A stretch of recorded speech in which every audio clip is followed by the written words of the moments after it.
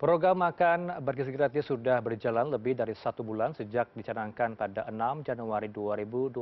Berbagai tanggapan positif dan juga masukan diutarakan sebagai bentuk dukungan terhadap program yang mendukung pemenuhan gizi anak bangsa, seperti yang dihimpun oleh tim kami di SMP Negeri 1 Kota Makassar. Program makan bergizi gratis mulai dari tingkat sekolah dasar, kemudian juga sekolah menengah pertama dan sekolah menengah atas ini mendapatkan makan siang ataupun juga makan bergizi gratis ini. Ternyata mereka cukup antusias mendapatkan makan bergizi gratis ini karena memiliki dampak lain yang tentu saja bisa mereka rasakan. Seperti saya tanya-tanya dulu nih sama teman-teman yang lagi menikmati makan bergizi gratis ini. Dengan siapa namanya ini? Saya Andi Revi Erlangga Putra. Oke, Revi ya saya panggilnya ya. Ya. Oke, Revi, kalau sudah ada makan bergizi gratis ini, kira-kira uang sakunya masih utuh atau masih buat jajan yang lain, Revi? Kalau saya ditabung. Untuk apa ditabungnya? Sebelumnya saya tetap dibelikan alat-alat tulis oleh orang tua saya. Sekarang setidaknya uang jajan saya bisa dibelikan alat tulis, jadi tidak mengganggu uang orang tua lagi. Gitu. Tapi setidaknya sedikit ada uang jajan gitu nggak sih? Oh, tetap. Tetap ya gitu. Tapi dengan selama 1 bulan ini kira-kira menunya gimana, Revi? Menurut saya menunya sudah cukup enak. Terus menunya tiap hari berganti-ganti, misalnya hari ini ayam, biasanya telur, terus tempe, tahu. Gitu ya. Oke, Ya. berarti sejauh ini tapi pasti habis, Revi ya? Pasti habis. Masih habis. Oke, thank you, Revi.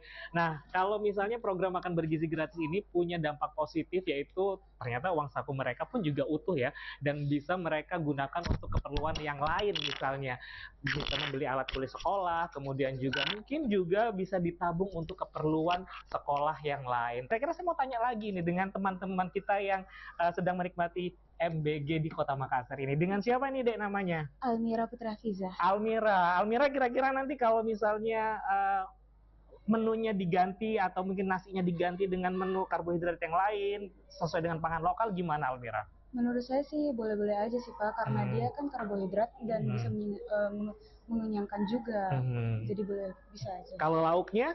Kalau lauknya kalau boleh Pak, ini dikasih kue tambahan, kue tradisional gitu, untuk memperkenalkan kepada kami siswa-siswi agar bisa merasakan kue-kue khas tradisional yang berada di Makassar sini, Pak. Jadi kita dapat merasakannya juga. Dapat merasakan juga ya. Iya. Jadi selain buah, ada juga penutupnya adalah kue gitu ya. Kue tradisional.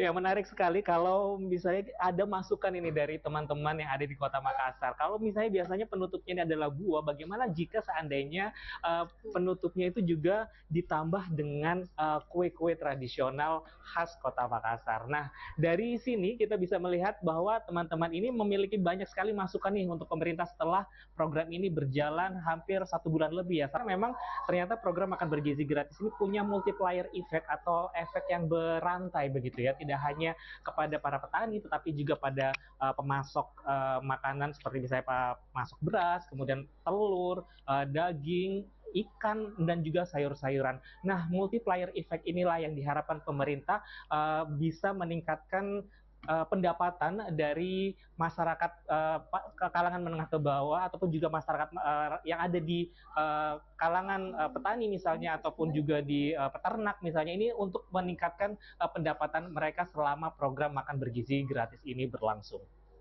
Raff Kaffi, Alwi Fauzi, Makassar.